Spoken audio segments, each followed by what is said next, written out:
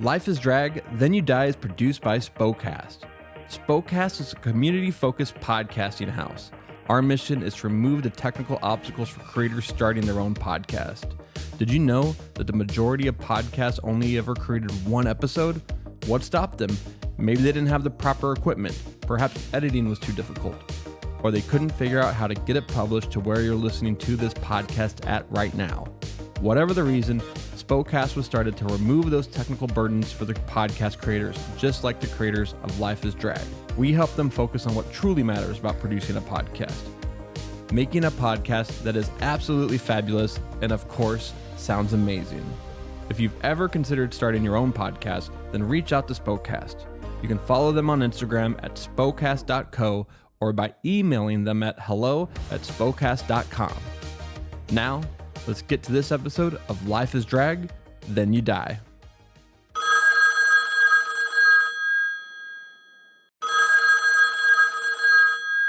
Hello. Hey, Barbie. Hi, Barbie. Hi, Barbie. How are you? I'm good, Barbie. Life's fantastic. Oh, is it plastic too? It sure is. Oh my gosh, amazing. So I called you because on Life is Drag, Then You Die, it's a podcast. I don't know if you've heard of it. Do your ears work like plastic ears? Can you hear things? What was that? Oh, well, I'm going to tell you anyway. So on this new episode, they talk about anxiety. I don't know if you've ever felt that, but it's a human feeling. Do you know what that's like? No.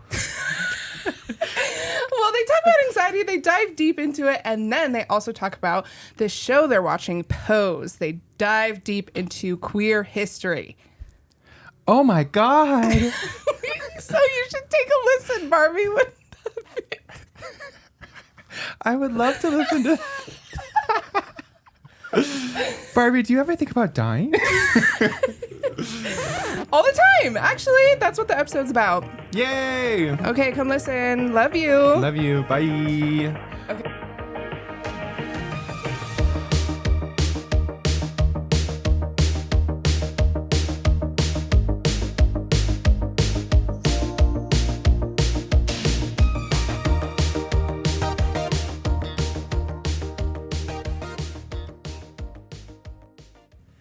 The category is live, work, pose. Hi, Barbie. Hi, Barbie. Hi, Barbie. Hi, Barbie. Hi, Barbie. Hi, Ken.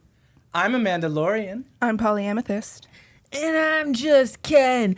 Anywhere else I'd be a 10. Is it my destiny to live and die a life of blonde fragility? Yes, that was good. And I'm Moronica. Hi, everybody. Hello, hello, hello. The way you just grabbed my arm. Like a Sorry, mother. I was feeling There's Ken. microphones around. Kicks you under the table. Yeah. Hi. I used to do that when my mom would talk about politics. I'd kind of like kick her under the table because I knew she'd start a fight with like a family member. And she'd be like, why are you kicking me under the table? You were so looking out for her, and you didn't need to be that nice. We're back in And the we're studio, Barbies. and the theme today is Barbie. I know we're like 3 weeks late by the time this comes out, but we saw it opening night at 4:45, so get on our level. Wow. Some Go of us us. have seen it twice because we're super fans. Oh, yeah. Wow. With Yeah. your You're sister, right? crazy. Yeah. Did you like it? Yeah, she liked it. Was it better? How could the you se- not like it? Was it better the second time through? Honestly, yeah, because I picked up on a lot more of the small things that I didn't the first time through, I feel like. You were like, Nice. wait, this is about the patriarchy? Yeah. Wait, this isn't just pretty girls. Nice. I'm weird, Barbie, if you couldn't tell. Yeah, she slayed that look. Obviously, I'm Margot Robbie.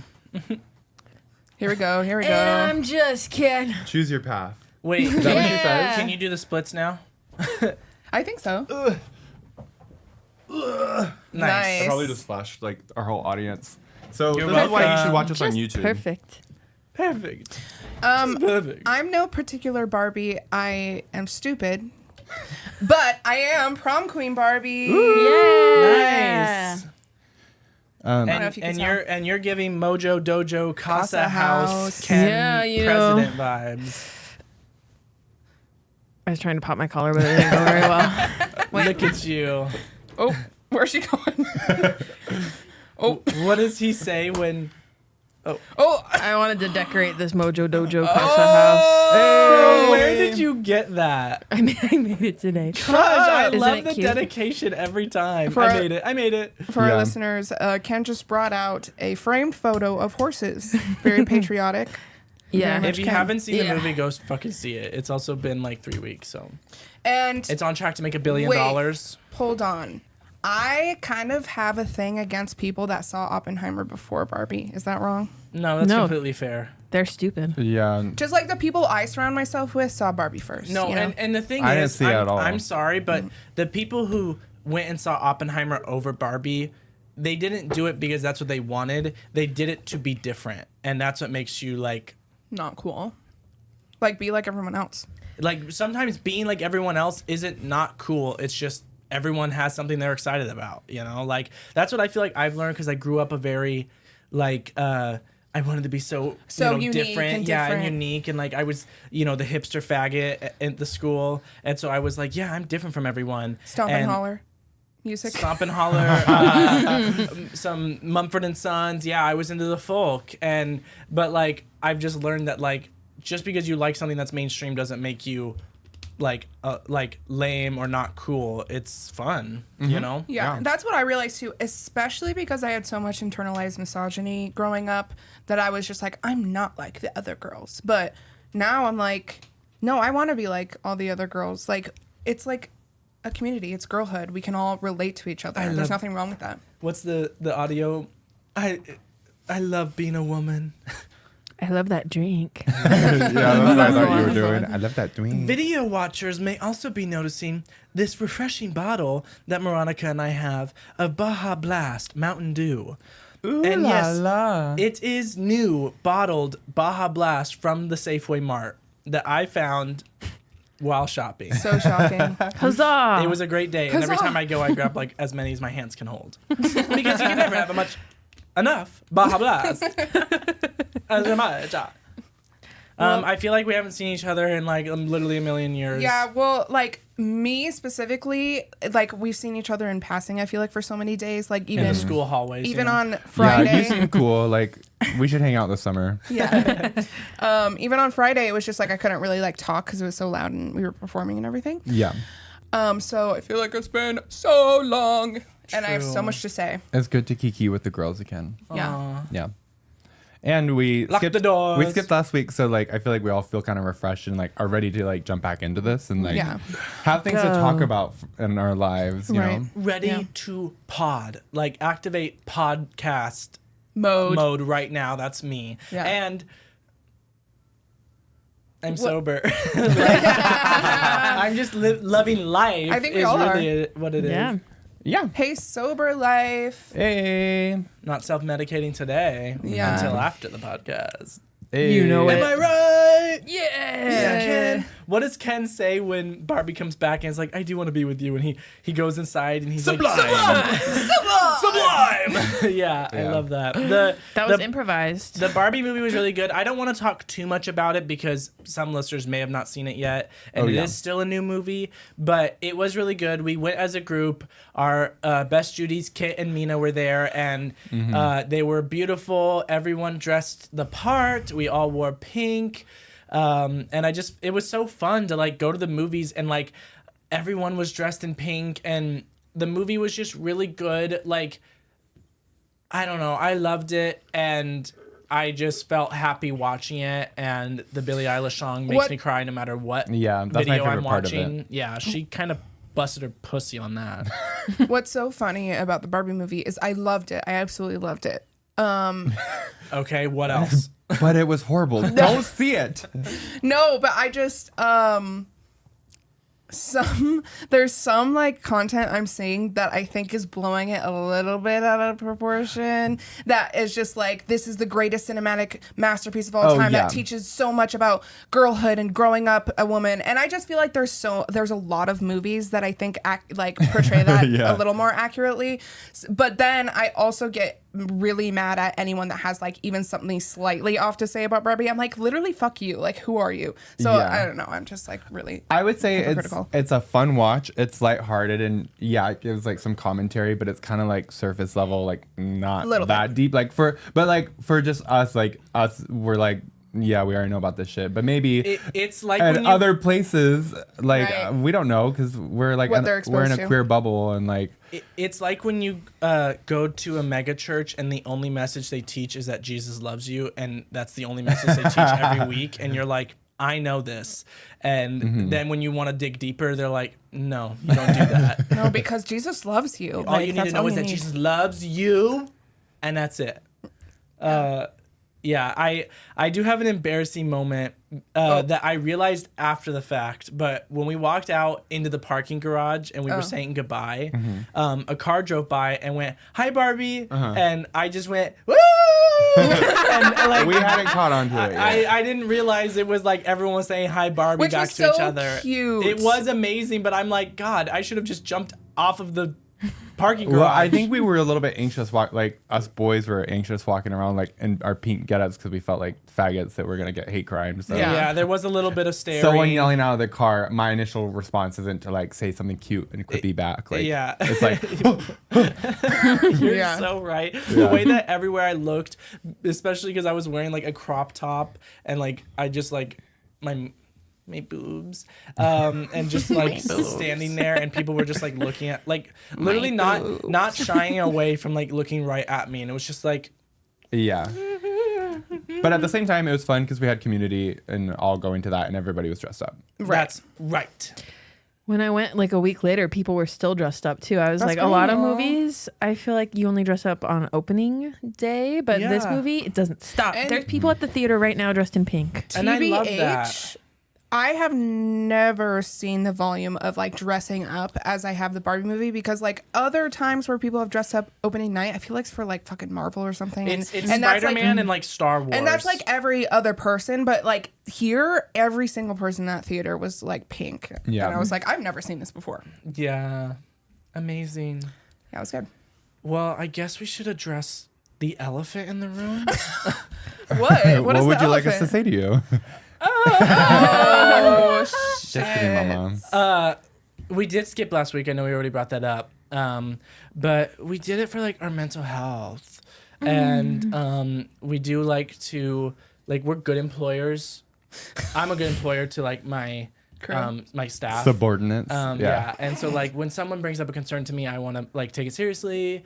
I'm not like Lizzo or something. Oh. I want to take it seriously, and Too I want to make sure soon. that people have the space they need. And so, yeah, we took a mental health week and did not record last week, and we're back, and we're business.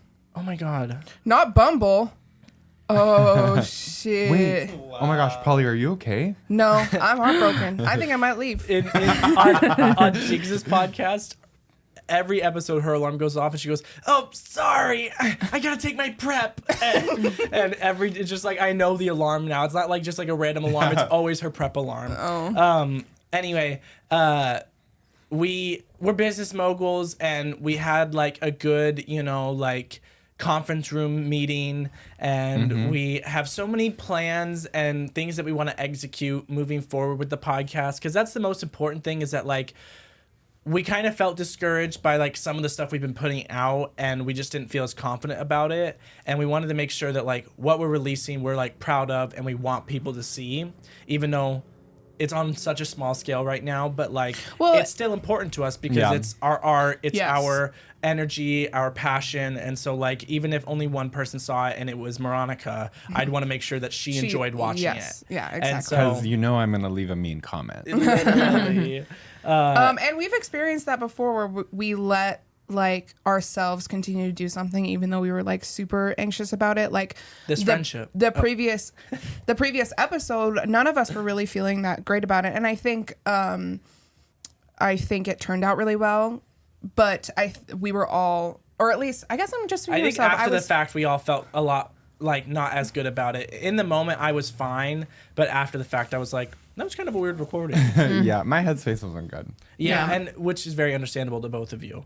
But we kind of, wanted to come back and like talk about. We like being transparent, and You, the fans, deserve that from us.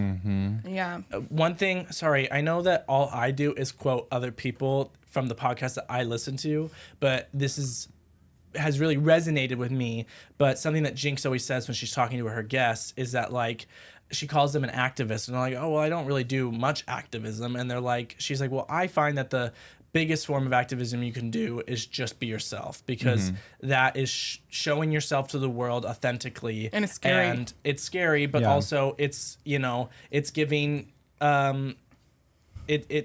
you could be representation, that's the word, you're representing yourself, and people gravitate towards that, and so I feel like we like to do that here at the Life is Drag podcast. We sure do. Yeah, I feel like we talked about, we wanted to maybe like dive into anxiety, because I feel like that's kind of what was attacking us And the past couple weeks. like Yes. it's a common denominator for us in our friend group. We all really suffer from Yeah, we have the worst anxiety. Hey. And what's not fun, but we all have it in different forms, because I'm gonna take my anxiety meds. we have it in different forms, because it like that's why I kind of am excited to talk about it, because it affects me so much differently than it affects you guys, Oh, yeah. But even though that I struggle with it, sometimes I'm still like, why is this bothering them? But then I realize, I'm like, oh, when I actually think about it, I'm like, I know what's going on in your home when I'm not even there, because I'm mapping out Because of the cameras. I'm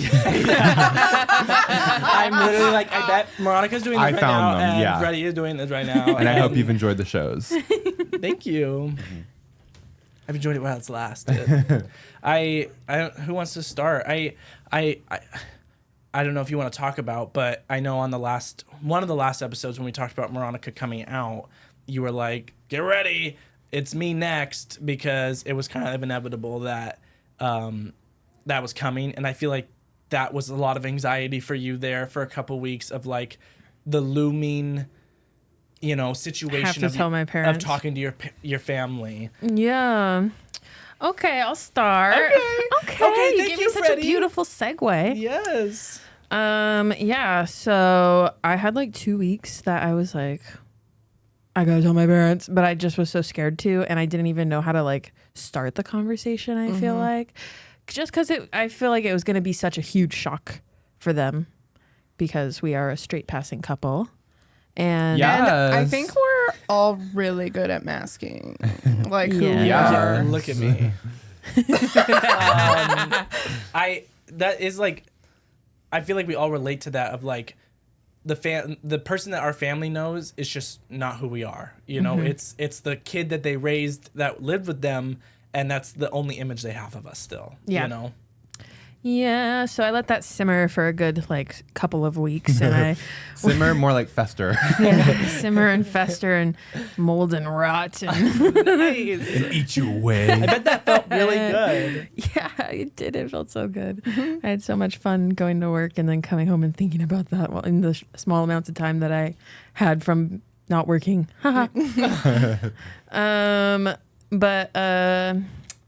So I went back to therapy because I was so anxious that Bitch. I called up Michelle. I said, Michelle, please God help me, because I'm so anxious. And good Michelle for you for taking a Visage step. is your therapist? Yeah. You're so lucky.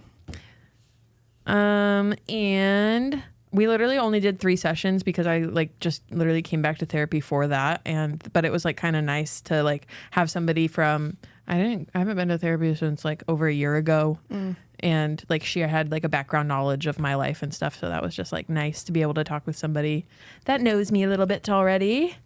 And It's nice too that she was like willing to meet or like, and do sessions. Yeah. Even though you like, that's what I kind of love is that like therapy isn't meant to be for everything, but also it's there when you need it again, because we are constantly going through things. People love to be like, why do you need therapy? It's like, because I'm experiencing the human world. That's why I need therapy. I don't know where you've been, but I'm here right now.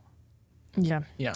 Yeah. And I don't know. Therapy for me just consists of me saying my crazy thoughts that I let go crazy in my mind. And then she's just like, well, why do you feel like that? And I'm like, wait, you're so right. Wait, like, yeah. All I nailed needed it. to be asked was that simple question. Yeah, literally. Yeah. Or how is this helping you now? And I'm like, oh my God, it's not. How'd you know, Michelle? But I made a plan with her to tell my parents, and I did tell my parents, and it actually went really good. Woo! I know. Congratulations, Freddie. Thank you. Yeah, Freddie posted a really heartwarming photo of their dad because their dad's a rock star. And when Freddie did the Gene Simmons Kiss makeup and like posted them side by side, and it was like father, like son, and I literally almost ended it all over it because I thought it was so beautiful. And we've talked about that before. Like, Yeah. I just feel like your drag is inspired by your dad slightly. And what was that one time that we talked about your dad when... The Bitmoji thing. Right. Oh, yeah. Oh yeah. And my dad was like, this looks like me. Yeah. I was like, you're not wrong. You guys are just so alike and have like common interests, but you haven't really been able to talk about it because how you relate in that common Yeah, interest. and how you Yeah. express it is just like really scary. I feel like I didn't even... No, I mean, like, It's terrifying. So terrifying. Please stop. it's just like since your difference in Yeah. expressing it is scary. There you go. Yeah. Yeah. And I forgot what I was going to say. I love that it creates now like a bridge for you guys to kind of like have a common interest, and like you can openly talk about like, oh, these are numbers I'm doing because he'll know the songs and Yeah. he was there when they were written, and so like he literally like has a history with them just as much as like you're creating now your experiences with them. Yes. So I feel like I wasn't super familiar with rock music, like a ton. Like, I don't know, fairly familiar because of my dad. But like, I don't know. I think I did gravitate towards this because of my dad a little bit and my whole persona.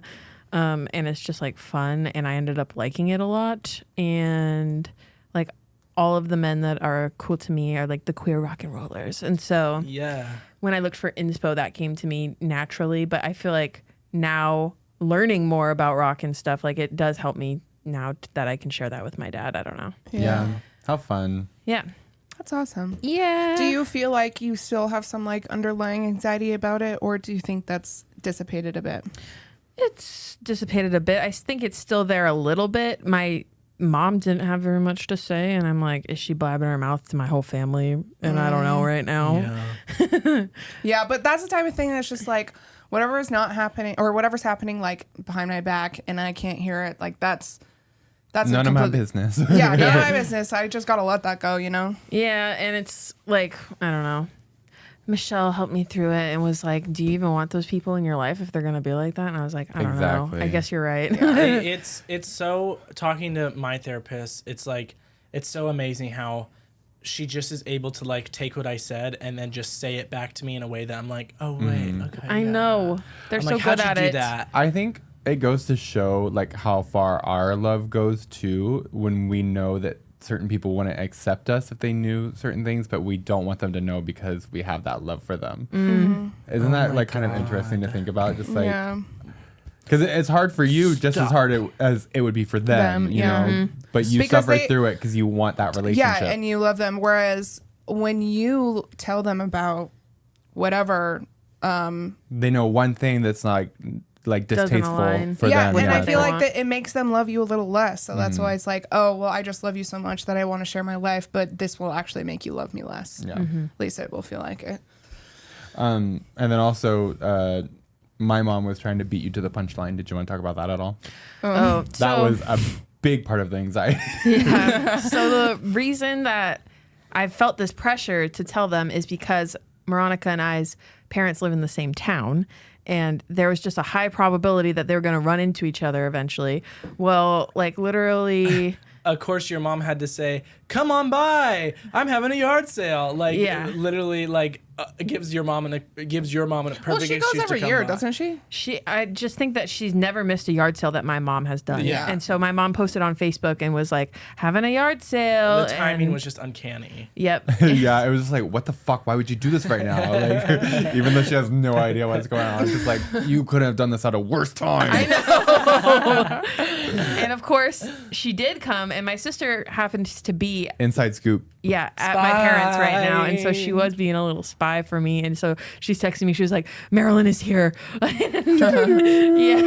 We were like, we knew this would happen, but then it just confirmed it. Bum, bum, So that made me super anxious. Yeah. But then Tressa spied some more and was listening in on their conversations a little bit, and it sounded like they would be accepting, but I was still just a It little. was like up and down, like it was Yeah. hard. Yeah. Well, because we didn't know how much information was relayed to Freddie's mom, and so it's like, wait, does Freddie's mom know now? And they're like talking Or like, a lot of how to unknown. How chill did about Marilyn skew this to make it seem like the worst thing that's ever happened ever? Yeah. You Yeah. know, because that's most likely what she did when she walked up in there. It was. My mom said that she was crying too, and was like, which is hilarious. and my mom was like, here's my number. I'm trying to have a yard sale. Like, I guess she sat in her car for like a really long time before she came up. Like, I don't know. It just sounded like My mom? Yeah.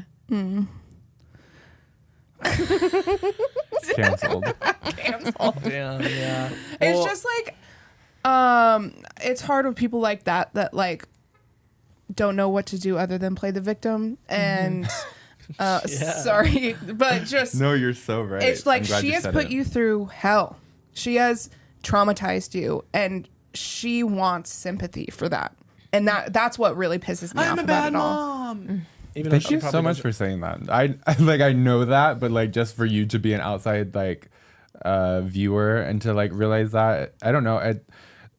Something that was kind of interesting that happened to me is I had a lot of self-doubt, and I questioned myself a lot, and it was kind of weird for me to get to that point because I've been on such a good journey of like self-love and like accepting myself, and like I have really positive self-talk. Bitch, And yeah. it hasn't always been this way. It's been something I've been working towards, but like I initially thought I was okay after all of this, and then everything just kind of started to like settle in, and I had a lot of anxiety things like with like getting ready for the wedding, and then I've been working a whole bunch in like early mornings, and I'm really exhausted, and I reached a point where I was like paralyzed with anxiety, and I couldn't do anything at all. Yeah. Sorry to just like move over. to No, my part. yeah. Our stories are tied together here. Yeah. That's beautiful. But I was doubting myself, and like I think that's like it gives me some comfort because I can question myself and see if I'm in the wrong. But it was just kind of a hard feeling to just be like, I don't know. I just had a lot of negative thoughts about myself, which I haven't really dealt with in a long time, and I was just kind of spiraling. I did reach a point where I was like, okay, I need to take some time from work because I just couldn't do anything, just like minor things like getting my oil changed. There was one day that I was like, okay, I'm off early. I'm going to go get my oil changed right after. And I just like couldn't. And I like sobbed at home all day because I feel so scared of the world. I feel like because of like certain aspects about myself and how people might perceive me or act towards me. And that was just like really like setting in, and I feel like a child, like not being able to do things because of that. Right. And you feel so weak and little. Well, yeah, your mother, the one that was supposed to take care of you and be motherly, made you feel that way. So it's hard to imagine. You just know there's other people like that out there. Yeah. And I think, yeah. Go ahead. Well, I was just like in my head, it's just like I'm a 25-year-old man, and I can't like do these things because I'm too scared. Like, and so yeah, it just kind of spiraled from there. But I relate to the paralyzing. Like, I feel like that's the type of anxiety I allow myself to get to, is that like that build up that then prompts you to just like, you can't take care of anything, you know, like bills and this and that, and you know, like chores and all these things. Like, you can't do a single one of them because there's so many now that like it seems like impossible. People say that's an ADHD trait, but I swear everyone I've ever met has the same problem, but also everyone I've ever met could have ADHD. That's a possibility. Well, we know I have it because I twist my ankle all the time. Yeah, did we already talk about that on the podcast? That's a symptom of ADHD, twisting or getting injured a lot. I think it's twisting your ankle. It's something about like how you perceive yourself in space, or like Yeah. What? That's crazy. There's a whole. I can't do it justice. You gotta just read it. Okay, yeah. We're also just throwing out things when no one's been diagnosed. So just FYI. And we're throwing out diagnosis criteria. I have a pretty good idea about myself. I mean, you twist your ankle all the time. I so thought yeah. that I had a touch of the tism. Maybe I still think that. But I was reading the symptoms of that and ADHD, and I was reading the symptoms of ADHD. I was like, this is Amanda. I always say like I can't actually experience like real depression because I get distracted so much. And so like I like even when like I'm going through fucking hell, I'm like I'll just hear a song. I'm like, wait, I fucking love this song. And then it'll end. I'll be like, wait, why was I sad? And then I'll think about it and be like, wait, like this is actually life like altering right now. You know, like experiences, conversations, relationships, like stuff like that where I'm like, this is on the line, but I'm too distracted to actually put enough thought into it. From the outside, I've always just viewed as like you're really good at like trudging through. Like you'll be in the thick of it and hell. Oh my and God. You're like, Yeah. And I'm getting so through. proud of you for doing that and so jealous that you can. And we talked about, like, me and you have talked about this, that I am just so the complete opposite of you as far as like work ethic goes or like productivity and anything. Keep going. Well, I kind of hate it though because I don't feel emotion. Like I very rarely cry. Like I cry, like I tear up at like the Billie Eilish song or whatever in the movie, or like at the Survivor the reunion. families coming on Survivor. I will tear up at that, but like He sobs at that. Bitch, don't lie, because I can't remember the last time I sobbed. Like, I feel like it was last year when I was working a lot, and I remember coming home to Jez and just being like, oh my gosh, Polly, this is so much right now. But I just don't experience emotion on the level that I desire to, but that's okay. Anxiety. That is interesting to me because I have the opposite problem, and I will cry at the drop of a hat, and I will go into the bathroom at work and I will cry, and I will go in the other room and I will cry really quick and then feel better. Wait, but and it like anytime pours Moronica from tells me. me that she's like, oh, I just had to like bawl. I'm like, Oh my God. wish that could be me. I feel like I need to cry, but I just can't. Well, I'm sorry. No, go ahead. well, I was just gonna say I feel it building up over time, and I'm like, man, I wish I could cry right now. And I'm not always at that point, but like once I finally get there, I like know to let it out because I'm gonna feel so much better afterwards. So that's why I do like crying. I'm like, oh, that felt so good. Okay, Polly. Polly, say What what were you you gonna ask? I was gonna ask if you get angry. Is it only sadness? Oh, Do you get mama. angry Oh, pretty mama. often? Is that This you know is- the this answer is to that something- Because question? that's just very common, I feel like, for men to express their emotion through anger. This is something that you were talking about, Mama, about like us being men and kind of like those traits that we don't like about being men. And that is one of them with me because I don't want to be like, it comes from my dad, but like it comes from my dad. Yeah. It Because does. that type of anger, like my sister has it too. But like, Well, and to be completely honest, your entire family is the same as far as like being void of emotion. oh my fucking no, God. I'm just like you were just raised that way. I think You're right. that has a lot to do with it. You're right. I think it does. I was talking to Michelle about this, and I think I don't know what I said, but she said that like it's just very common for you to not feel safe in anger for women, and like the way that I express it is sadness. That's why I can cry all the fucking time. But I move on really quickly from anger. I'll be angry for like 2 seconds, and then I'll be like, okay, I'm better now. Like No, I'm angry, and then I'll be angry for the rest of the time because the second I reach the angry, it's really hard to get myself into the happy place again because that's when I start spiraling. If I'm at work, like that's when I start spiraling in my head. That's when I start, creating situations that haven't even fucking happened yet. But now I'm like, this is affecting my life, and I'm wasting so much energy on worrying about everything when I really don't need to be worrying that much. But like the anger, like it comes, and I'm like, it could be that like someone has a big package, and I'm like, fuck you, Yeah. and like I get mad about shit like I'm not being that dramatic, but like I definitely like not being allowed to cry growing up. It's definitely like my default is anger, Anger is when I get safe for you. emotional. Yeah, it's hard because too because it just feels like you have no control over it. It feels like it has control over and you. I hate it. Yeah.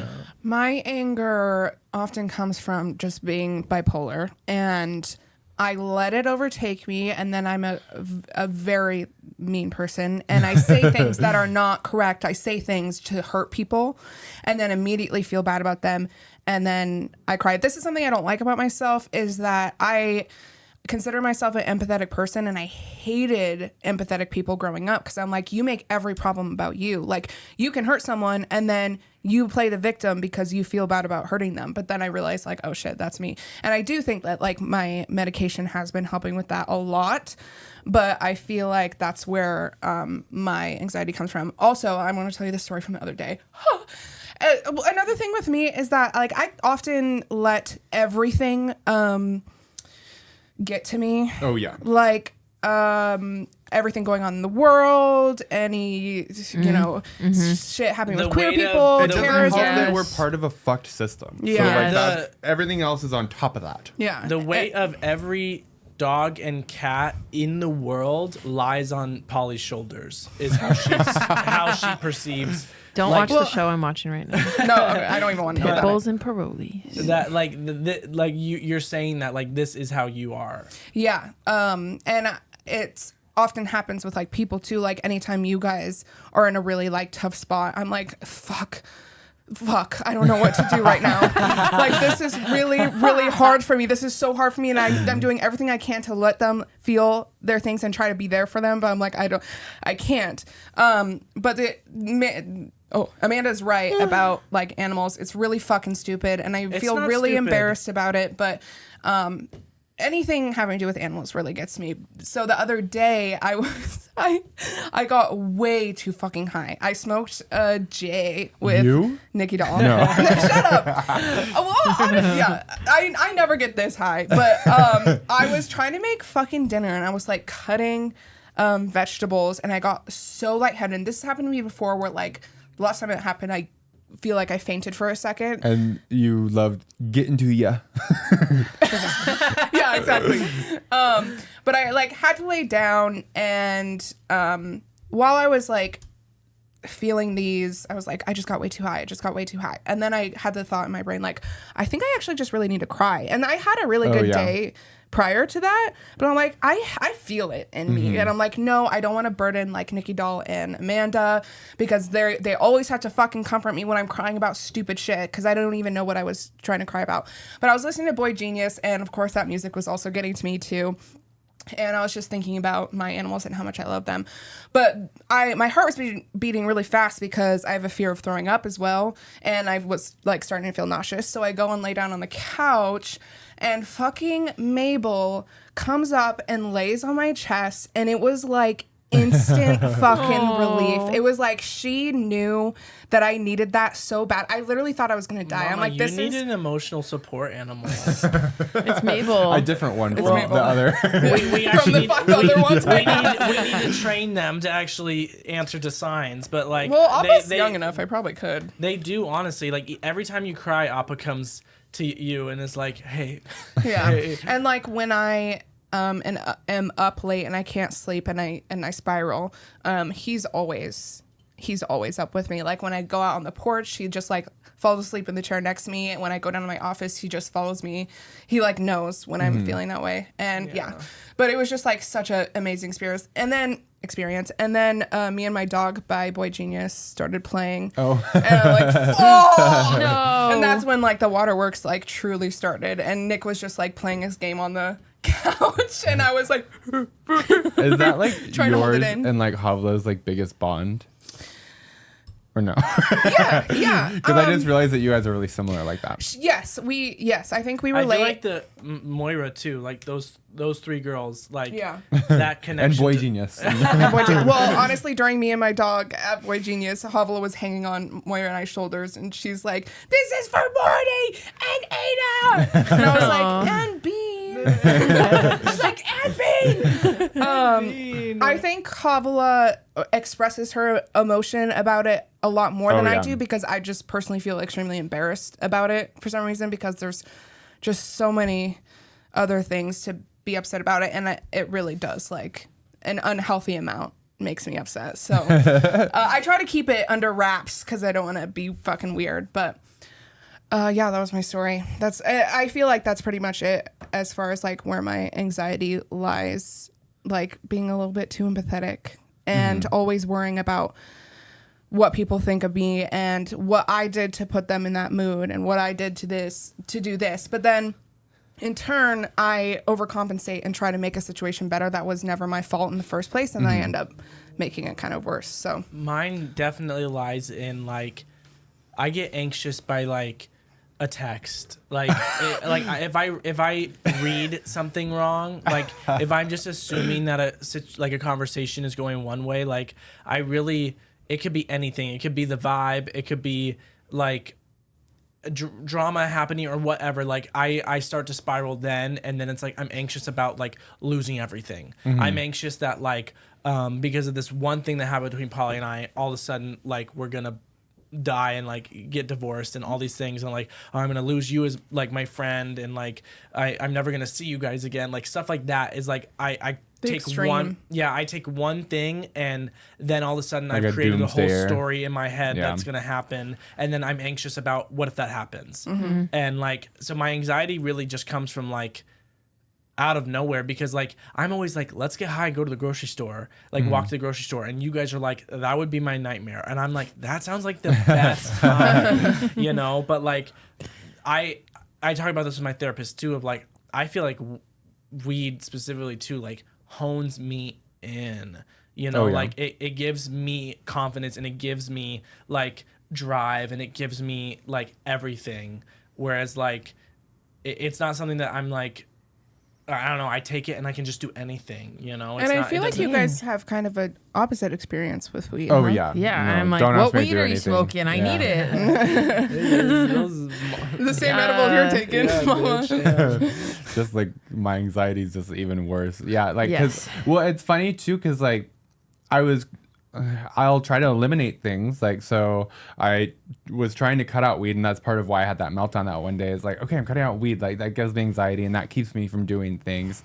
But even without it, I'm just like, no, I'm just an anxious person. Like, Right. this is me to my core. That's like who I Yeah. am. And it was just kind of weird to like realize, I'm like, I've lived with a constant state of really high anxiety my whole life. And that comes from like being homeschooled, like because I wasn't really exposed to the world, or like I just wasn't brought up in just like kind of like regular events. Like I'm thinking about the wedding, and like I've been to like 2 or 3 weddings, and it's like, it's kind of scary to me just because I'm not familiar with it, and I want to do it right. While 2 or 3 weddings, like over a long span of over. yeah, like And so also- long. Yeah. Yeah. Then it's your wedding now. Yeah. You know, it's not like you're just going in attendance. Yeah. And, yeah. No, go ahead. What were you saying? There's just a lot of pressure because it's yours. So it's Yeah, just like yeah. everyone's looking at you. Yeah, yeah. So that brings like even more to it. Ugh. Sorry, I just got away from anxiety. Stop talking Okay, about it. we'll stop talking about the No, wedding. it's We can talk okay. about other anxiety. Yeah. I things. can't wait for the I'm wedding anxious now. for the wedding. I'll be but- there to support you any way you can. And it will Thank you. go it will go great, and I just encourage you to try to let go of that, because I it's going to know. go by too fast, and you might not enjoy yourself if Well, you that's let the it hard overtake part. you. Is I feel like leading up to it, we've just like been so stressed out about it that we're having a hard time like relaxing Getting and excited having, about it. Yeah, It's yeah. a universal And it's- experience. It's so soon now, but we were having just a lot of back and forth about like with the drama with our parents. It was like, Is it gonna well, are we happen? even fucking doing this wedding? Like, Yeah. and so it was like, I haven't even set out invites. It's like a month away. Like, I don't know. And it's just been all over the place. And that's making it worse because I thought I was doing stuff way ahead of time, but now it's like here. And It I'm just like, sneaks up on you. I mean, Yeah. you work a 9 to 5 job, like, or whatever. Yeah. Kinda close to And that. Monday through Friday. Like, It's and then you not- spend your weekends trying to like alleviate your anxiety about the wedding and about Literally. work. So then it just, another weekend is over. Like I try to relax, but I didn't actually relax.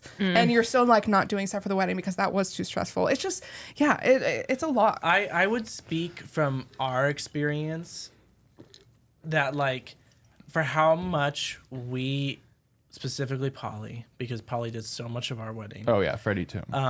Specifically the amount of stress and just trauma that Polly went through to plan the wedding. It was amazing, and I loved every second of it. But I love it when didn't- she suffers. It didn't need to be No. as crazy. Yeah.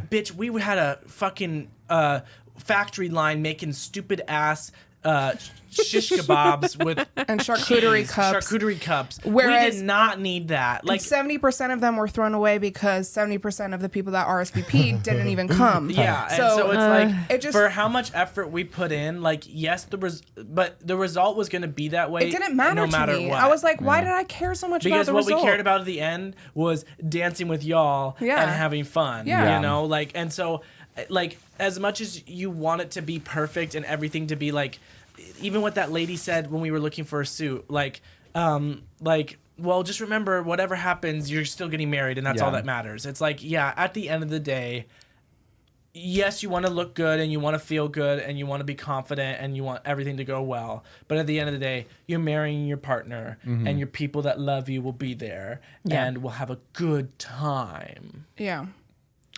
We will. I know we will. Yeah. It It's is just a gonna be lot good. of things leading up to it, and then that just overwhelms me because I'm thinking about all those little things. I'm like, I gotta do this, I so gotta many- do this, and I yeah. gotta go to work tomorrow. And Well, Well, you and- can delegate to us. Yeah. Just throwing that out there. If you want, you can delegate to the. Hey, I'm unemployed. I don't do shit with my days. okay, Perfect. okay. Thank you guys. And I thrive on doing things because I suffer in stillness. She lives to serve others. I do because I cannot be by myself. So sweet. Yeah, it should be fun. I'm excited for it. I really am, but it is hard with because we're just going like out of state and we have to bring so much and we're not familiar with like where we're going. yeah, And we what's- haven't seen the venue yet. We're Not in person. raw dog in this venue. It'll be amazing. It'll be fun, yeah.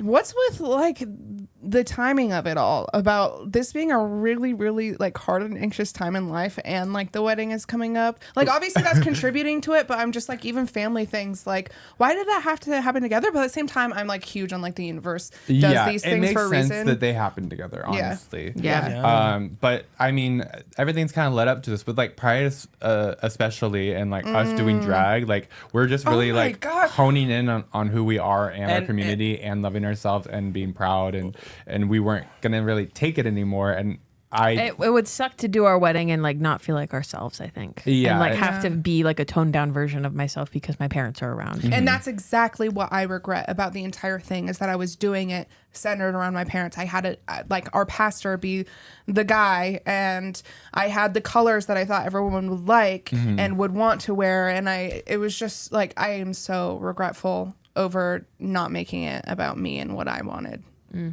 Tea. And acting, like really just truly acting like not myself until I got drunk and I was like, dang. Well, I also assume too, like, because you guys have been taking a break from drag outside of the podcast, and I bet that too is like creating anxiety and eating stress away because at us 'cause you it's- really want to do it, but you're trying to put your focus on the wedding. You're trying to put your money towards the wedding, Which but is like smart. so much of you guys is just wanting to be like, I'm a star, Yeah. and like going from Pride where you were a working ass bitch and like just like having consistency in performing to then like going from like I haven't performed in like 2 months. Like I Yeah. bet that's honestly weighing on you I guys feel like too. it was just bringing us joy too. It's like this is what is joyful and fun in my life, And and, we- now I'm without.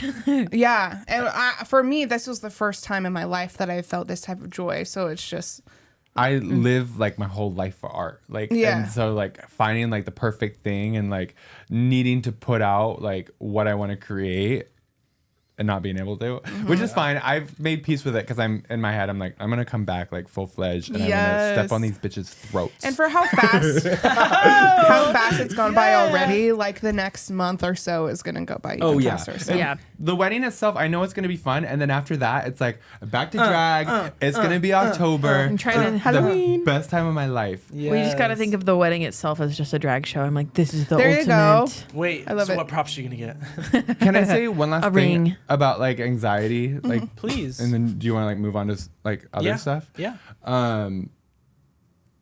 What I was gonna say was part of like my like self-love journey that I've been on that like I've been feeling so good and I fell off of is I feel like it's that thing of like what others think of you, but the most important thing is like what you think of yourself.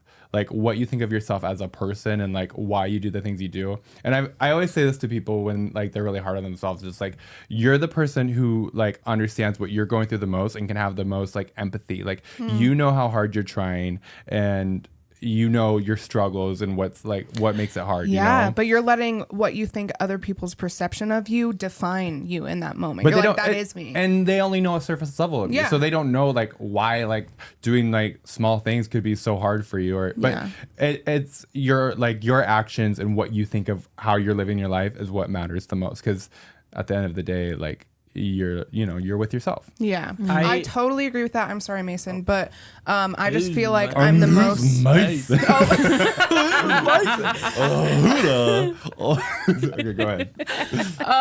I think I'm just the most annoying person in the world, and tell myself all of that all the time. But sometimes when I get high, I notice things about myself that I'm like, I kind of like that. Like that's actually like cool, I think. And I try to just really run with that. Like even though I'm not feeling that in this moment or I'll feel that tomorrow, I try to remember I did feel like that at one point. So I do think there's truth to that, and I try to, just remember. I think too, if you feel like there's something off about yourself or like weird or makes you different, just to lean into that.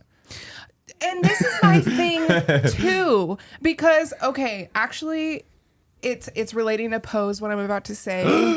Wait, but we can't transition into it fully yet because I have something I want to say. Oh too. yeah, no, we would never. Go ahead. We won't. I just agree with that. There's just a character on that show that I think does Ooh, I that can't wait and to hear. is so unapologetically her that I'm like, people don't like you sometimes, and you just don't give a fuck. Yeah. Literally. I was. So let's talk about pose. Moronica and I have been like texting fiends lately, which I love. That like if we don't see each other, we'll still text and like keep up. That's just AI. I'm not on there. I'm playing Junkrat. I was literally telling her that like that age-old saying of like, positive talk can really change your perception of yourself, and negative talk will too. That like I literally like have begun to believe, because I'm so negative with myself, and I just feel like I truly live in that now of like no one. I mean, I can't say no one is saying these things, but I'm the one who's saying them more than anyone, and I'm just like I live in this like just pit of like self-hatred. But it's like I do love so many things about myself and like the things that I do, but literally like You just forget. I just forget, everyone I get relates. distracted, and then I hate on myself. I do the same thing, and it's really hard because I have that same thing. Like I'm like I have these things like that I feel good about, and then like the negative like takes over. It feels like I can't control it sometimes. It's Literally, like I cannot stop it. I'll be on cloud nine. I'll be like, this is the best day ever. Except you're really fucking ugly and your body is disgusting. I'm like, wait, you're right. Literally. And then I just start falling into this pit because like, especially like being a gay guy, like it's so toxic, gay men, because they create such an unrealistic standard that I just cannot meet. And that is, I will blame on my parents, because like you had control of me for like 18 years and you led me down a terrible path of like health and fitness and like loving myself. But so like that's another thing too that I try to make myself understand, is that like I am doing the best I can with what I was given, because it's not that like I'm unhealthy. I do maybe sometimes I eat poorly, but like skinny bitches will drink 20 code red Mountain Dews and like shove Takis up their ass, and they're still skinny. So it's like it doesn't even matter what you're doing. That's just like how their body is, and it's just like I'm some of those people, like if they, not that I want muscles, but like who create muscles, they're starting from a canvas that is easy to create that type of body on.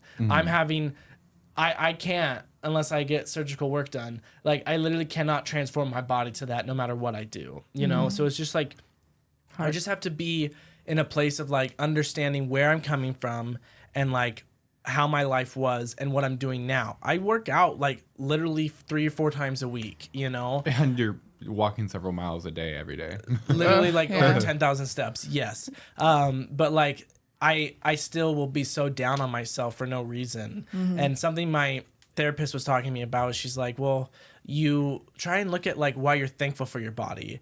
And she's like, you like your body for drag, right? I'm like, yeah. She's like, well, then be thankful that you have the body for drag, because that is one thing. A great way of thinking. In drag, people compliment me so much on my body, and I'm like, thanks, it's padding and a corset, but I'm still like, wait, really? And like, well, you couldn't performing at 9, like queens that I look up to are like, oh my gosh, you look amazing, your pads are amazing, your body is amazing. I'm like, stop it right now, because I might start believing you. Well, you the know? natural things about your body is what enhances it. So it's just like, yeah, it's the pads and the corset and everything, but like your arms and like your chest, you just have like a really nice body to look at, and that's all natural, and that's something that you and so it works for drag, and I'm thankful for that. It might not work for it does being work for everything else. WeHo gay, but that's okay. I'm not in WeHo yet, so I don't know if you've been seeing that because you can't see that far. I kind of can't see it. Yeah, Okay. 45. He did that like 10 minutes ago, I feel like. Well, hey, we skipped last week. We're going extra. Yeah, who cares? Because we're talking about Pose now, because Moronica was like, hey, we should start a show together so we have something to talk about. And I was like, oh, perfect. And she goes, it's Pose. I'm already starting it. And I said, okay, perfect. So It's my Aries quality. What can I say? So we started watching it, and then Moronica convinced Freddie to watch it with her, so they started over. And then Polly was doing the anxiety thing of not starting it, and so then she finally was like, okay, knowing that we were going to talk about on this episode, she's like, I'm going to binge it all in 2 days. Well, because they've been talking about it, like when we went swimming one time, they were all talking about it. I'm like, God, I don't know what the fuck they're talking about. And then like when on Friday, like Andrew was dancing so beautifully, and she's like Angel does this. I'm like, I just want to know. I just want to know what that is. So far we have only watched season 1 and the first episode of season 2. We're all on the same page. Guys, it is so beautiful. It is so well done. It's incredible that this representation is out, and it's incredible that it's Ryan Murphy and it's not completely off the walls, because this is one thing that I have noticed. So Ryan Murphy, I feel like, has great dialogue and like can bring up like really cool subjects, really cool like subject like discussion, and like do it in a natural way. Yeah. I do feel like he tends to kind of like run out of plot, or like he'll like make things just like weird at the end. So I feel like the end of season 1 could have been a little bit better. I do have something to say about that. But it's so beautiful. The characters, like, and another thing that I like about it is like they're going through really hard times. Like, and me and Freddie were crying a whole bunch watching it. But like at the same time, it does not like overshadow their joy and their beauty. Like, it's still so fun to watch because you love these characters so much, even though they're going through like the hardest fucking things you could go through. But I do appreciate that they're not making it as dark as they could. It could be, because then that would be kind of a hard watch. Yeah. Unfortunately, we have the privilege to just watch something and turn it off when it's making us feel bad. But this like is showing the hard parts and also compensating by showing like the joy that was real. That's been a common thing as of late. Of like it's also similar to like representation for like black people in movies. Of like, oh, we only get movies that, you know, put us in this role, you know, to show us that like, oh, how we struggled. And that's like the same thing with like with queer people of like, oh, they have to go through some sort of hardship to have a storyline. Yeah. You know, but what's good, like that's why things like Queer Eye even are amazing, because it's like this is just showing queer joy, you know? And this show is trying to capture a time that was specifically hard for people, queer people in, you know, during the AIDS crisis. But it's not just making it this, like you guys are saying, this terrible thing. It is highlighting that like they're still living their lives. They need to live. They need to move, like they need to continue living. And that's something they talk about all the time. Like, even though they're experiencing all this death and all this hardship, they're like, I have to keep living because I can't let this tear me down. For our listeners that don't know what Pose is, do you want to give like a pretty brief overview? Oh, you want me to? Oh my gosh, I'm so excited. So Pose centers around the like ball scene in New York in the late 80s. And it starts out with like one house what's Electra's house name? Abundance, honey. House of Abundance, and we meet kind of like the heart of the story, Blanca. And at the very beginning, she finds out that she has HIV, and then so this kind of is a catalyst for her to leave her mark in the scene, and she starts her own house, and that's where we join in, and she starts this beautiful family. And that's another thing is like some shows, like, you know, they do things too perfectly, like things are like wrapped up too seamlessly, but Blanca just always being like the perfect character. I'm like, thank you so much for doing this, because she so talks satisfying. about she talks about hard discussions, but she does it. It's like, I wish that my mother was like this, like the way that because she is mothering these like gives young it to you fucking straight. these young adults, but she's also like she understands, and she is so beautiful, empathetic. Yeah. And this is what I loved about her. I think she is my favorite character, and I want to know what your guys' are too. But I loved how in one episode you saw her in the house of abundance, and you could see that she was a child there. Yeah. And she wasn't being listened to. The second she had her own house, it's like mother mode, just like instantly. I'm like, they chose a perfect actress for this fucking role, because that's exactly what I wanted. I wanted that satisfying feeling. I hate the like trope that's like, oh, I have to learn how to get up there, which she did. But as far as like knowing how to be a mother and run a house and be kind and an amazing person, that was her role. Well, she did good at it. I think what you're saying too, of like she finds out she's HIV positive, so she's like, I need to leave my mark. That mindset too is such a good mindset to have, of like, that's why she doesn't hold back with her children. She doesn't hold back with her friends. She is honest, not to a harmful point like Elektra may be, but she is honest that like, I'm going to be honest with you because I care about you, and life is too short to be just doing whatever we're doing right now. You know, like we need to be doing realness, you know. About like the end of the season, because I think we were texting and you were like, it gets kind of corny. Me? Freddie. Okay.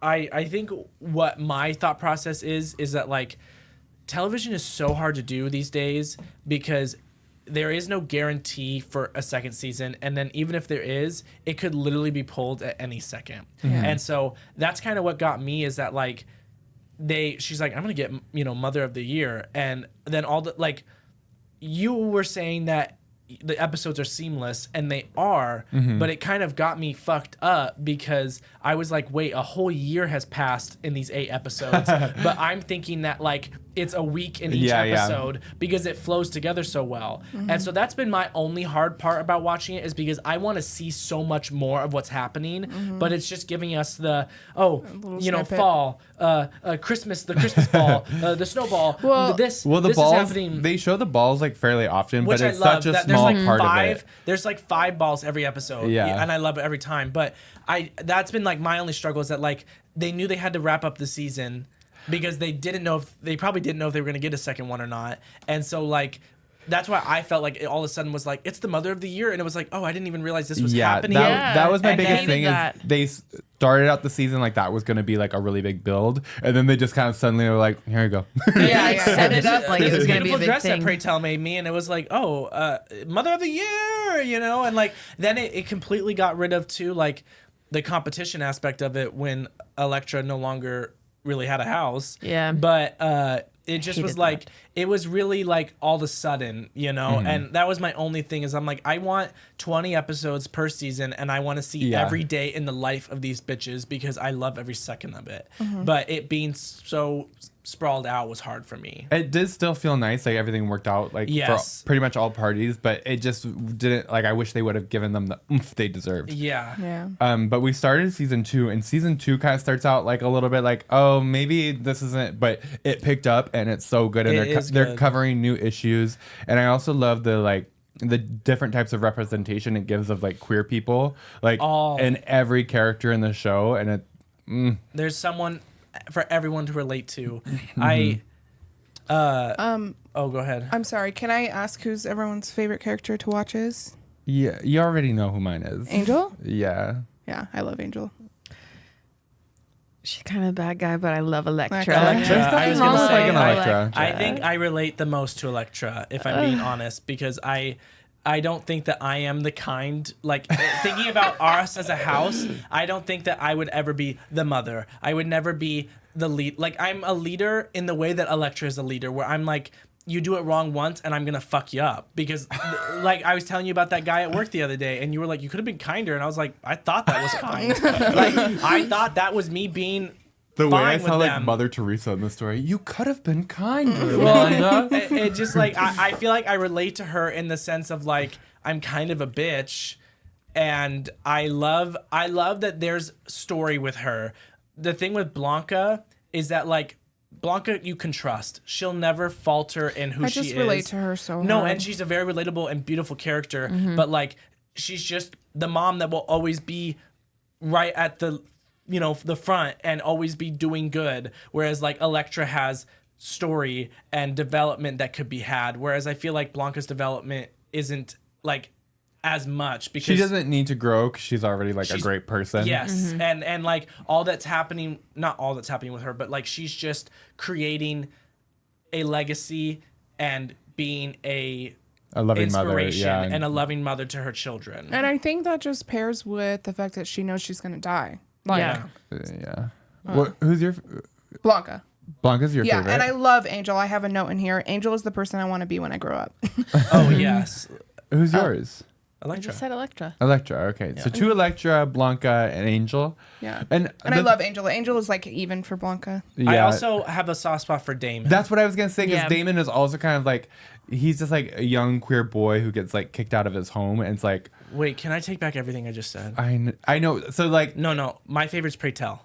oh yeah, I know. I was surprised that Pray Tell wasn't your That favorite. character is literally good. I thinking don't that. even think we need a favorite. No, because No, I we like- don't my need a favorite favorite. is down Boots is Pray Tell. I Yeah. just forget. Yeah. I think there's something kind of what I love about Angel is like so she's so beautiful, but like there's something kind of raw about her acting to me, and like her like personification of this like kind of cool I don't give a fuck character because she's not trying to like walk some moral high ground or like she's just living. She's just living, but the way she does it, I just love her. So cunt. So Yes. cool. Yeah. I love her. I love Pray Tell, and this is a thing again with my emotions. I have not cried once watching this show. What the fuck? I know. I cry every episode. I get emotional, but I'm not able to cry. But Pray Tell specifically, and this has been like a delight for me because we aren't theater gays, and so I don't know Billy Porter from Kinky Boots and Billy Porter from Broadway and all these things. I just know Billy Porter as someone who pops up in the media for wearing sickening fashion on red carpets, but Yeah. also then being like, I did it first, Harry Styles, and then that one Cinderella movie where she was the fairy godmother. Yeah. And I didn't watch it, but I just saw her in the trailer. I know But that was like this- my only impression too. This has been a delight for me because she is so good. amazing. Born for that role. Like Oh my what an God. incredible. Well, that's another thing I loved. I'm so glad that they give these actors these like roles that are like showcase them so well. Each one of Well, them. and Billy Porter, Billy Porter probably experienced a lot of this shit too. Obviously not at the age that he is, but like he probably grew up. I'm sorry, I might be speaking off cuff because I don't know Billy Porter, but Well, like we can see how old he is.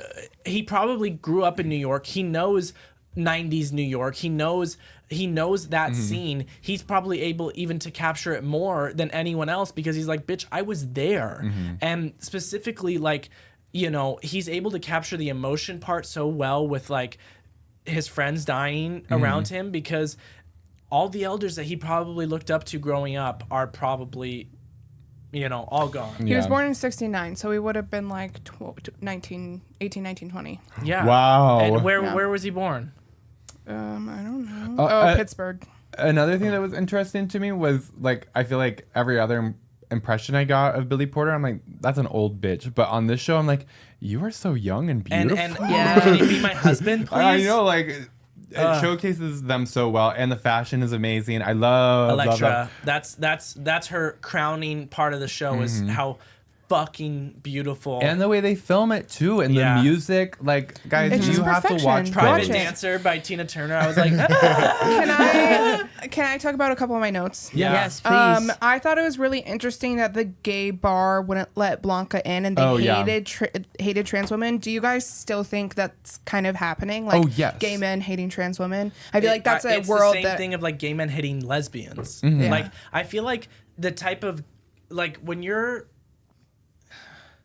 I feel like us being interested in drag, like obviously we're just our minds are a lot more like open to everything, but like I feel like since getting involved in drag, like that my bias and everything, like I'm just like everything is beautiful, everything is love. When that's what I'm saying too about like how toxic like gay culture can be too, is because they, you know, they're like, we don't need the lesbian, we don't need this, we don't need that, and it's just like, but I feel like the bubble that we live in is like accepting of everyone. You know, we love everyone. It's very similar to this culture that they live in the ball scene of just like worship, like just worshiping everyone. You know, everyone goes out there, and yes, you know, when the category isn't fitting for what they're doing, they're like, bitch, get out of here. But there's a category for big and juicy, and they'll love your big and juicy, you know, like everyone has a place and everyone is recognized, but Yeah. they're also, that is something within like the show that like something that's been hard for me is they're trying to create this illusion that Blanca isn't passing, because they're like, oh, Blanca, you know, like you would get clocked, and I'm like, not today, but like I don't know. But that's just another interesting aspect of it, of like there's several different trans women in it, but like kind of how they move through the world is a different experience. The for each level one. of transness too. They're just like, oh, well, you're not, like they're even within their own community sometimes. Yeah. Yeah.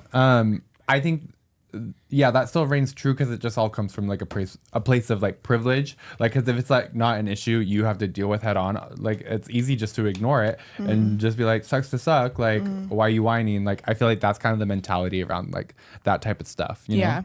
I do think that plot line was a little weird to me, because I feel like it never really closed, except just to show Blanca's character and how Yeah. determined she is.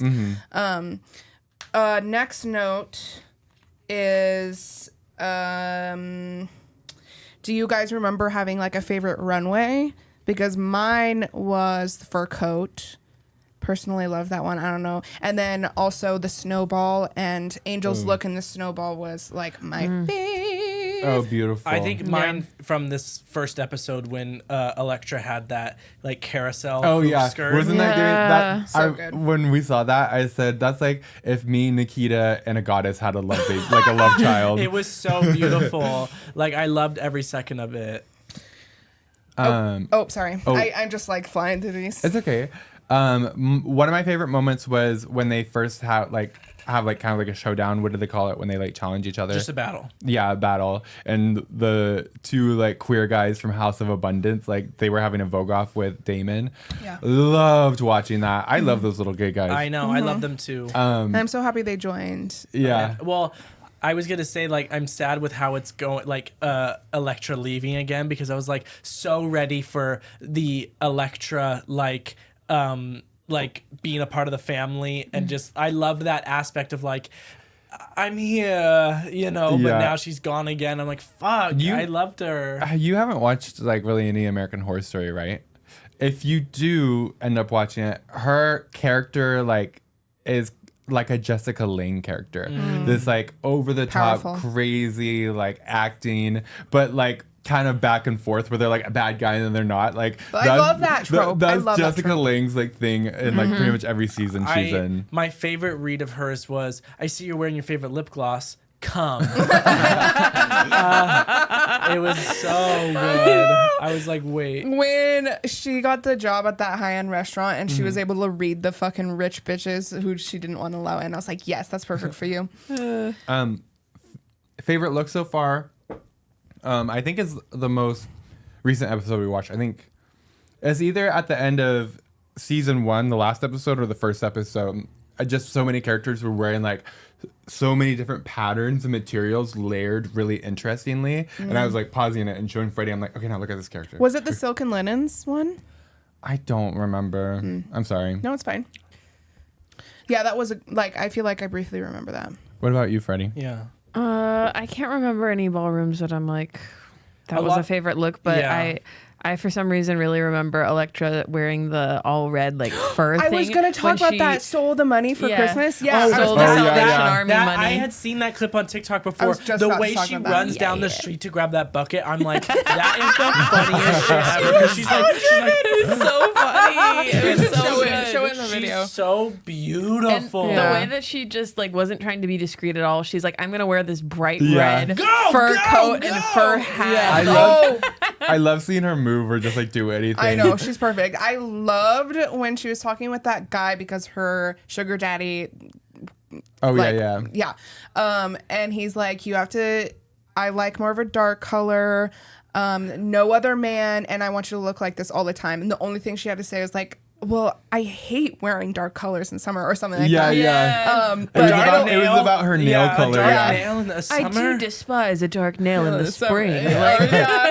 But it don't have to do it. Like, that was She's so like- funny. The way her acting style is like kind of like it's like classically trained. Where it's like that's like not real like how people actually act, but though it makes me believe that it's it is so real. commanding and Yeah. like I love it. I Go. I feel like something that has, because I feel like these past couple weeks have been a very taxing and like anxiety ridden couple weeks, and I feel like what has taken me out of it, not of my really own doing, but I feel like something I heard someone say, like, if you're ever like, I think it was Sasha Velour at her book tour, she's like, if you're ever feeling like discouraged or uninspired, go to a drag show. And it's so true, because like, not that Pose is like drag, but like the beauty and the art and the fashion, It's definitely the same like, world. yeah, the lines that they touch, like, it was so, I love watching it because I'm like, oh, this makes me so just inspired and happy. And then like, we performed recently, and then Excellent segue. I know.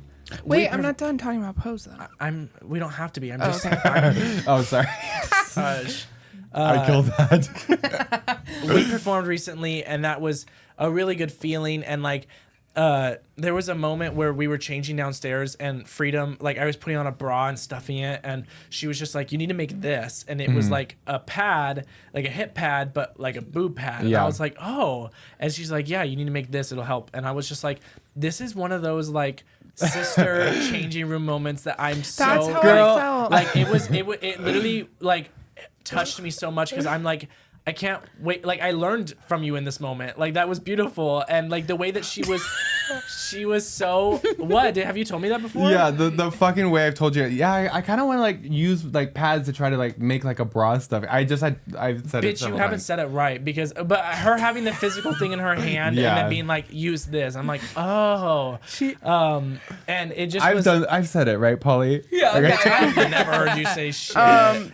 She did the same thing for me because she had these silicone ones, and when Oh, I was yeah. during my Oh, like Satine the- number, yeah, and they were great and they're huge. She comes and brings them over. She lifts my fucking shirt down and lifts up my boobs and puts those Oh, under yeah, them. yeah. She's like, I just need a little more like boom boom from that. Yeah. and I'm like, damn, that's why she said like this big titty bitch is coming out. Like, I just love how much she just like immediately, her and Angelic too, like they just immediately open their arms and are just like sisters to us, and it's so nice and it's so sweet, and it just made me feel really good. And then the next night we went to the July Halloween show, and again, like, I'm not very much an observer of drag anymore since I'm always in the show, but sitting through like a whole show, and there's just nothing like when Sativa and Freedom and Angelic are in a show together.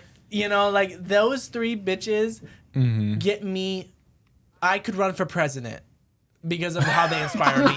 Like, they are just so beautiful, and they're so talented, and everything they do is perfect. That's how you live. You were born to do drag. Like, I'm RuPaul and they're Georgia's. Like, it is just crazy to me when I watch them. And I don't think that's a good comparison. No, Georgia's is amazing at drag. And I was like the perfect high, and I was drinking, and I just felt like it was like the best night of my life watching them all. Yeah. I'm sorry. I just want to get this over with. I just have two more things to say about Pose.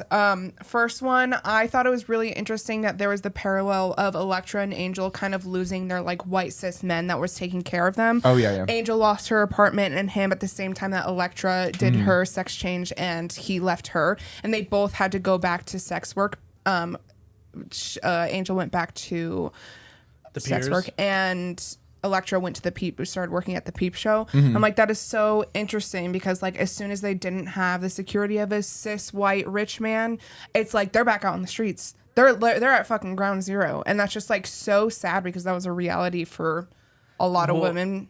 Yeah, and they talk about it all the time. Like that's their struggle is like I can't find work. You know, they're like find work, and it's like they won't hire me. Yeah. You know, and when that's what shows when Elektra gets the job at Indochine because she's so passing. You know, but like Blanca working at that nail salon, you know, like it takes a person to like in that time to be like, okay, yes, I'll hire you, because not very many people were hiring trans and queer people. Well, and even Poppy too, he's like, how am I supposed to get a job when I have the education of an 8th grader? Literally, that made me want to cry because I'm like, that's how I feel. Yeah, and and like, what is the expectation when there aren't very many resources? And like, that's what's so beautiful about them being a family and a community, because they just inspire and work together to uplift each other. Yeah. And Blanca being the mother, being like, girl, you're not walking these piers anymore, but you're it's gonna not, become a model. and it's not because of like judgment. It's because I want the best for you, and that's something I've enjoyed about the show is like kind of their like unbiased like you know, display of like these things that like people condemn or like consider wrong, but it's just like, well, they have their reasons why they're in this situation, and I feel like it did a good job of that. Well, and because so many people too would be like, you know, we're looking at it from the lens of like they can't find work because of who they are, but other people are looking at it from like, well, if they just didn't do that, they could find work, you know. But it's like they're not allowing people to be themselves, and so many of them like Blanca, she's like, I've worked the piers, I know what it's like. That's why she is like, I want the best for you, because so many of them have had so many similar experiences, you know, being people of color, being queer, being trans, living in the city, you know, like they've all had a very similar kind of, you know, life. Yeah. Sorry, my final thing, the entire AIDS crisis throughout this show is extremely heartbreaking. That's what I break down the most about, but it was just extremely sad seeing the hospitals and the nurses that were refused to go in, and where they were even buried, where their bodies laid like nobody, they're quarantined even after they're dead. And I wish all I wrote was like, these people thought their presence was a disease, and they were constantly apologizing for existing. All they ever wanted was to be loved. And I was thinking of this when Pray Tell was on that date with that guy, and he was just like immediately apologizing just for being, he's like, you probably want to go, I'll take the bill. It's just like there was no chance for him to be like, I think I do deserve a little bit of love, you know. And that was just like extremely heartbreaking. Did you guys catch who they were visiting on that first episode when they went to that island? Was it that guy? Yeah. Okay, that's what I thought. Because they were saying that, I'm like, I couldn't remember the guy's name, unfortunately. So I was that's like, okay. They showed him in like one episode, but like it made me want to kill myself. Yeah. I was Literally. like, wait, that's that person. And like, also him explaining his death was just how nobody found him for a few weeks and it was so hot. And I was like, God, this is not fictional. This is not fictional. This shit fucking happened. I feel like too, what's been so beautiful is like that scene of Pray Tell going to the hospital and the food being outside the door because they don't want to enter the room, but then Pray Tell going in and, you know, loving on his partner and being close with him and kissing his forehead, like, you know, because he knew that he was safe to do that, you know. Like it just like it showed the compassion that they have for their own community to be like, I'm not going to just let this person sit here and rot, whereas everyone else is just like, you know, they deserve it in a way or whatever, you know. Have we talked about why the L is the first in LGBTQ before? No. Would you like to? Oh, well, yeah, we can just mention it real quick. It's the first one because of like all that the lesbians did during the AIDS crisis, like taking care of like gay men and stuff. But also they were like getting it too, but like kind of like suffering in silence because like I don't think that that People was really, thought women couldn't get it. yeah. But just lesbians, they always get shit done, so they just always like lead movements, and, my and God. we're kind of seeing that in the show right now I love too. that they've added this in with the second season of Yes. that nurse being like, there's lesbians in here who care, and Pray Tell being like, I don't want to be here, but then like immediately being like, this Wait. is important, I'm radicalized, we need to protest. And like I love that. I solidarity is so important with everyone within our community every single time. And like the fact that we get punished for just wanting a community that's full of love and care and not a community that's meant to scare us is insane to me. Like, you live your life full of hatred and I don't. How do you not see? Sorry, I was just thinking about like just like She's pissed. Just like at the time, this was a community that came together because they loved each other and they were still hated for nothing. For just loving. Like, it's insane.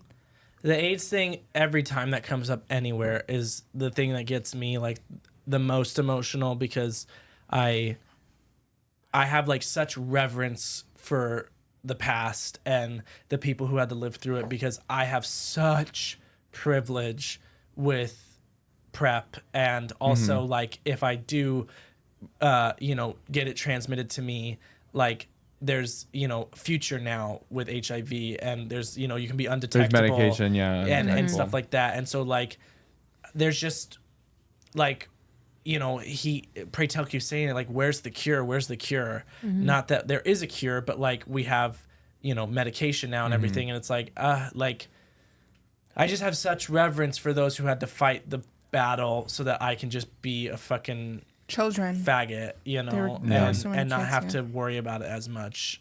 And yeah, like that kind of stuff just always makes me like really thankful. Yeah. Did you guys did you have anything else to say about your show that you did? No, it was good. Yeah, it was good. I did have fun. I had this like all silver look that I did for Venus, and I just watched it for the number first time 9. today because I was downstairs and I didn't see the number, and I watched it today because Nick took a video of it on the camera. Oh my So God. good. Yeah. You fucking killed that shit. Cool, Every beat on that thanks. song was hit. I need to see that video. I felt the best about that one, and it was my third one too. But also just like the noise that was made when I came up the stairs, like everyone was obsessed with it, and so I was like, wait, I'm doing something. And it helped that Cindy beforehand was like, I think this is the best outfit I've ever seen. Yeah, Angelic was like, we should make this the Uniform. we should make this The standard. The standard for Like, if having you to can't perform do here. this, then you shouldn't be performing here, is what she said. It was like, So unfortunately, you guys aren't allowed to perform there anymore. Oh, that's okay. We gotta get married anyways. But I'm always thankful like that you guys are there, and like I just love those experiences of just like I'm in drag and I'm partying with my friends. It would be impossible without Your the guys' group. The support. group, because. Like our first number, nobody was there except like our table, and thank God, because I didn't know the words to my song on that one. So I was like, that's okay. But yeah, mine were fine. I didn't really like Dark Lady, but then when I watched it again, I'm like, wait, What the fuck? I kind of killed that. You always say You this did. shit. Those know. are like the numbers you do best at. Like Yeah. that kind of like older, evil, dark lady kind of twang. I really like, appreciate that. I like to find something that I'm good at. I just think I have different expectations of myself, and there's an image that I want to be so bad. Yeah. But I'm realizing, as I'm learning about my style and where I want to go with drag, it's just not possibly that direction that I would like to go, and I have to be okay with well, that. it's just like finding the stuff that works for you. Right. Yeah, and that's really interesting because once I watched the video, Oh my god. I was like, wait, I feel like I kind of see what other people are seeing there. And Satine was like super fun, other than the fake tits falling out of my fucking corset. Wait, they did? They were like, you could like see them. Like, It wasn't a big deal though, because it's like it would have just been like regular boobs. Right, It's yeah. like, okay, she's got coverage under there, and Yeah. I'm still kind of getting like boobs in my face. you know? Yeah. I did get prima donna'd. Isn't that a girl? Yeah. I wrote it with the world. My first song was not the version of the song that I wanted, and I had to roll with the punches, and it was also 2 minutes shorter than it was supposed to be. That was so sad. I'm so sorry for you. The video of me is really funny, though. I'll add it in because I am like, oh, maybe they're changing it, and then they're like, that's a Mandalorian. I'm like, Yeah, Like, she did you were not hide her anger. yeah, my face had it all over. So She let the crowd know that's not how that was supposed to go, bitch. Yeah.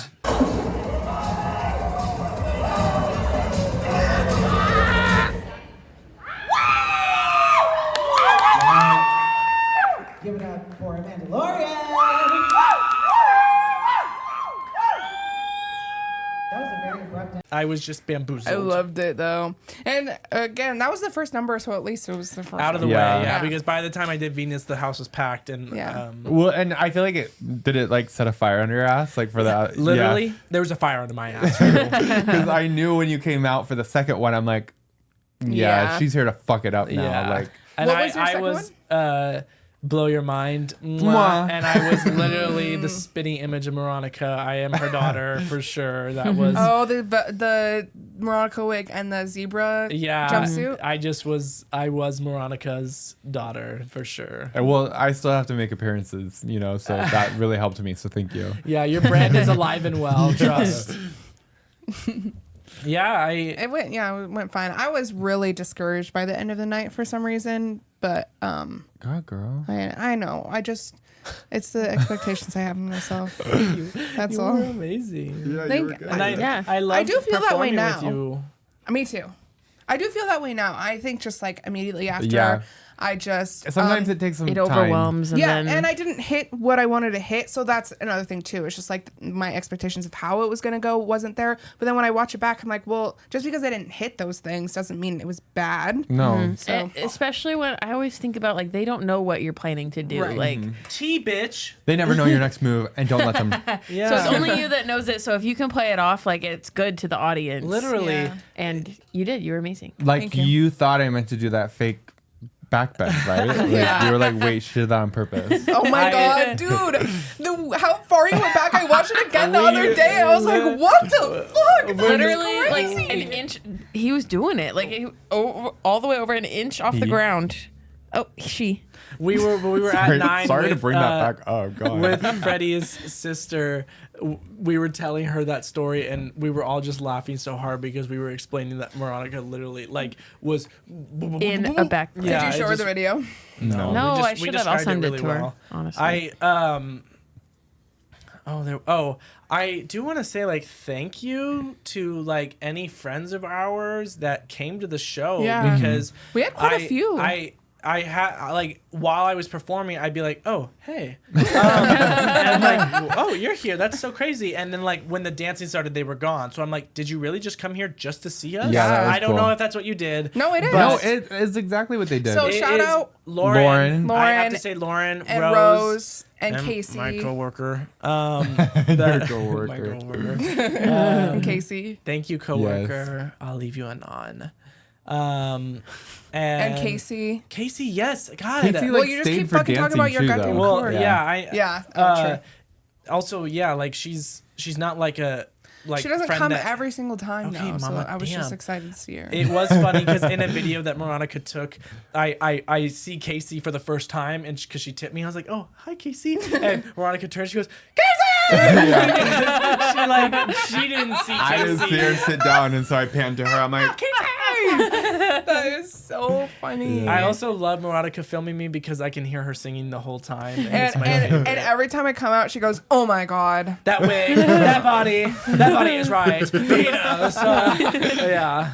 thank you. So you guys, you do enjoy that, right? Oh, yeah. Yes. The last time we were out, like, so for July Halloween, I feel like the crowd was dead, and I felt like the weird bitch, like screaming for the queens. I'm like, We are but always if the scream queens. If I'm performing, I like want you guys to cheer, but like it didn't seem like the vibe that time. It's just like, what is going it's on? amazing to me that you know, gays can just let someone put on the biggest performance of their life. They're popping their pussy, they're splitting, they're flipping, they're amazing, they're beautiful, and they're just like. Because in my it's like- opinion, it's part of the ambiance of drag performances is the clapping and the screaming. Yeah. And it goes was along with the literally- There were song. moments where it was just Moronica every time, Yeah. and then she'd turn around and be like, Oh, that's funny. It's so annoying. I hate that. Like, if you're in a dead crowd, like, stop that. Yeah. Stop But that right that's now. something that people have like said to us too. They're like, "Thank God for your energy," because sometimes it's so hard. Yeah, Angelic, like she was Mary, like, I feel like has said it too. yeah, thank God. I'm always like, I'm so excited for when you guys come to perform, but I'm more excited about your entire group being there because they're the hypest table in the whole goddamn joint. I also want to shout out a new sister, Fiora, who introduced herself to me and Polly after our performances, who I haven't seen yet, and I didn't she's know. slave. But she was Is that very Nikki Doll's doppelganger? yeah, Nikki Doll's twin. Yeah, that. Who knows if you'll ever listen to this? But if you do, thank you for introducing yourself. I'm excited to get to know you and everyone else. Can we talk about that? Yeah. So, Fiora is her name? Yeah. She was out of drag, but she was dancing along to the dances. So Nine has kind of choreographed dances to certain songs that I don't know, but she did, and she was slaying. And Rose, our good friend Rose, Ink and Honey on Instagram, she's an artist and a teacher, an amazing person. She posted on her story like a picture of Amanda. It was like, yeah, Amanda did great. A video of me, and then she was like, the biggest star of all is, and tags Nikki Doll, Nick. And it's the video of that guy, yeah. Fiora dancing up there because out of drag, her and Nick kind of look alike. Yeah. Have the same like facial hair and like hair. So she goes like the best performer of the night is Nikki Doll, and it's not him At dancing. first, I didn't know if she did it intentionally as a joke. Like, this person looks like Nick, and Nick's like known for like dancing kind of hard and like going out. You could say Nick dances, yeah. Shout out, follow Nick Dances on Instagram. But I didn't know if she was making a joke, so I like reacted like laughing to it, and then she was like, "I didn't mean to do that." I was like, No, Rose, if you're listening, it made my whole night. Yeah, worth that's it, the so- best thing that the ever happened. confusion honestly is understandable, and Yeah. it was like far away. And The like, thing is I thought that was Nick too when I know. first watched it. I'm like, damn. the Also- funny part is Nick was probably right next to Rose too, like standing right next to her. Centimeters away. I do want to. She'll literally. never hear this because she doesn't listen to our pod. But Moira came for the weekend, and it was actually so great to see her. And I love her so much. And we kikied the night after our performance Oh, fun. because she came in right after, and we just stayed up late talking. And I caught her up on the last forever time, and it was just like bah, bah, bah, bah, bah, bah, bah. And it's such a weird feeling because like her having lived with us for that month and then going away and then coming back for Jez's birthday for that week. Oh, and yeah. then leaving again, like her pulling up outside, I was like, were you just at work for the day? And like I felt like she was never gone. Yeah. It was so weird. That's what I like about her is that like no matter how much time has passed between us, it doesn't really feel like it. And we don't talk for a long time too because we're both we're very much similar in the sense that it's not as accessible to like text and voice memo and FaceTime because we're both depressed bitches that like to just like rot. But we check in. Whereas when we see each other in person, it's like nothing's changed. It's amazing. Sorry, not to ramble about it. Okay, so sorry too Andy if you Mandy. never saw my face because I'm constantly doing this. But we should Why are probably you apologizing for that? we should probably wrap this bad boy up. Yeah, Does we anyone else should- have anything to say? No, but we should show our fits. No, Yes. that's yeah, we'll for sure. Oh, I just want to say, like, sorry. I'm happy to be back with you guys. Yeah, I me love too. you. I love you Yeah. all so much, and thankful for my family. Oh, I thought we were Are we holding holding? Oh yeah. hands. And we'll end with a prayer. You are my chosen family. Whoa, Old friends that was gold, good, new Polly. friends silver. Am I right? What'd you say? New friends, gold. Old friends gold, new friends silver, whatever. Oh, What's that? it's a RuPaul song. How does it go? I thought you were making an Overwatch joke. I was like, endorsement level up. Mine just Junk went to main. 4 Heard again. you like bombs. Wait, did you guys hear about the new support coming? We don't need to talk I don't about give a fuck it. about gotta wrap up. this. Okay, everybody start showing off your fists to the camera. I'll give you a cat, boom. Okay. Cat, boom. Cat, boom, you walk in the room. Cat, boom. Cat, boom, you walk in the room. Cat, get it, cat. Honey, a funny bunny, a honey. Ooh, click to the click. Ow, Did you just flash the camera? Well, she has things on. She has things on. It's your bra. That's funny. Oh, my puss also got there. Damn. Unjust Ken. Anywhere else I'd be a 10. What goes after that? I don't know. Of- To live a life. Fragility. Get up there, Moronica. Here I go. I'll be on Cunty. Cunt. Oh, sandal. Sandal. Cunty. Cat, get cat. Cunty. Cunty, cunt. Cunty. Choose your path. It's this one. What does she say in the movie? I don't know. She said she smells like basement at a certain point. Okay, everyone sit back down. Okay. Are we saying bye? Bye. Thanks for watching. Welcome back. We'll see you next time. Maybe we'll have a guest. Who knows? Maybe we'll have a local performer on. That's for you to find out and for us to do. And remember to send like voicemails and like Interact. questions. Hello. Is anyone there? If you love us, you would send us questions on Mommy Knows Best and voicemails. But Yeah. yeah, also like and subscribe. Follow us on Instagram. Follow us on YouTube. Subscribe there. Watch there because we're all beautiful and you get more out of seeing us. And do everything else that you can do to boost this motherfucking content. And also remember, life is dry. And then you die. Die.